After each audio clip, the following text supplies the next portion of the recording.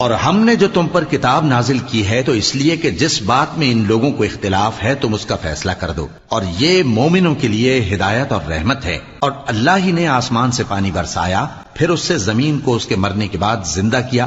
بے شک اس میں سننے والوں کے لیے نشانی ہے، اور تمہارے لیے چوپایوں میں بھی مقام عبرت و غور ہے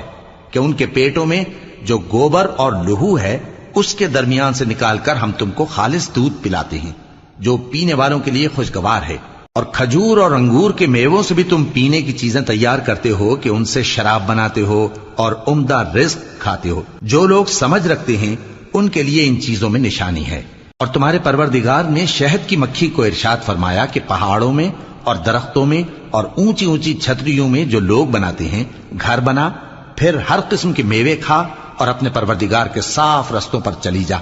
اس کے پیٹ سے پینے کی چیز نکلتی ہے جس کے مختلف رنگ ہوتے ہیں، اس میں لوگوں کے لیے شفا ہے،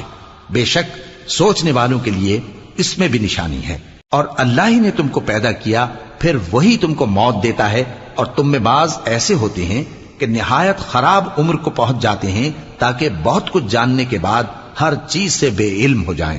بے شک اللہ سب کچھ جاننے والا ہے، قدرت والا ہے۔ اور اللہ نے رزق و دولت میں بعض کو بعض پر فضیلت دی ہے، تو جن لوگوں کو فضیلت دی ہے وہ اپنا رزق اپنے غلاموں کو تو دے ڈالنے والے ہیں نہیں کہ سب اس میں برابر ہو جائیں، تو کیا یہ لوگ نعمت الہی کے منکر ہیں؟ اور اللہ ہی نے تم میں سے تمہارے لیے بیویاں پیدا کی اور بیویوں سے تمہارے بیٹے اور پوتے پیدا کیے اور کھانے کو تمہیں پاکیزہ چیزیں دیں، تو کیا یہ لوگ باطل پر اعتقاد رکھتے اور اللہ کی نعمتوں سے انکار کرتے ہیں؟ اور اللہ کے سوا ایسوں کو پوجتے ہیں جو ان کو آسمانوں اور زمین میں روزی دینے کا ذرا بھی اختیار نہیں رکھتے اور نہ کسی اور طرح کا مقدور رکھتے ہیں۔ تو لوگوں اللہ کے لیے غلط مثالیں نہ بناؤ، بے شک اللہ جانتا ہے اور تم نہیں جانتے۔ اللہ ایک اور مثال بیان فرماتا ہے کہ ایک غلام ہے جو بالکل دوسرے کے اختیار میں ہے اور کسی چیز پر قدرت نہیں رکھتا،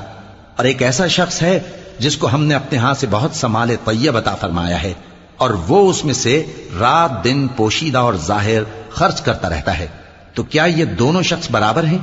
ہرگز نہیں، الحمدللہ، لیکن ان میں سے اکثر لوگ نہیں سمجھ رکھتے۔ اور اللہ ایک اور مثال بیان فرماتا ہے کہ دو آدمی ہیں، ایک ان میں سے گونگا اور کسی کا غلام ہے بے اختیار و ناتواں کہ کسی چیز پر قدرت نہیں رکھتا اور اپنے مالک کو دوبھر ہو رہا ہے، وہ جہاں اسے بھیجتا ہے کبھی اچھی خبر نہیں لاتا۔ کیا ایسا گونگا بہرا اور وہ شخص جو سنتا بولتا اور لوگوں کو انصاف کرنے کا حکم دیتا ہے اور خود سیدھے رستے پر چل رہا ہے، دونوں برابر ہو سکتے ہیں؟